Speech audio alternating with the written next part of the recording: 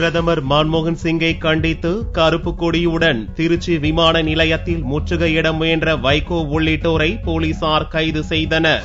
புதுக்கோட்டை மாவட்டம் திருமயத்தில் பெல் நிறுவனத்தின் புதிய தொழிற்சாலையை நாட்டுக்கு அர்ப்பணிக்கும் விழாவில் பங்கேற்க வெள்ளியன்று பிரதமர் மன்மோகன் சிங் விமானம் மூலம் திருச்சி வந்தார். அவரது வருகையை கண்டித்து மதிமுக பொதுச் செயலாளர் வைகோ தலைமையில் பல்வேறு கட்சியினர் கருப்பு கொடியுடன் திருச்சி விமான நிலையத்தை முற்றுகையிட முயன்றனர். அவர்களை போலீசார் தடுத்து நிறுத்தியதால் இரு தரப்பினருக்கும் இடையே தள்ளுமுள்ளு ஏற்பட்டது. பின்னர் முற்றுகையிட வந்தவர்களை கட்டுப்படுத்தி அனைவரையும் போலீசார் கைது செய்தனர். முன்னதாக அவர்கள் திருச்சி புதுக்கோட்டை சாலையில் ஆர்ப்பாட்டத்தில் ஈடுபட்டனர். அப்போது செய்தியாளர்களிடம் பேசிய வைகோ, தமிழக மீனவர்கள் இலங்கை கடற்படையினரால் சுட்டுக் கொல்லப்படுவதை மத்திய அரசு வேடிக்கை பார்ப்பதாகவும், தமிழக மீனவர்கள் இந்திய பிரஜை இல்லையா என்றும் கேள்வி எழுப்பினர்.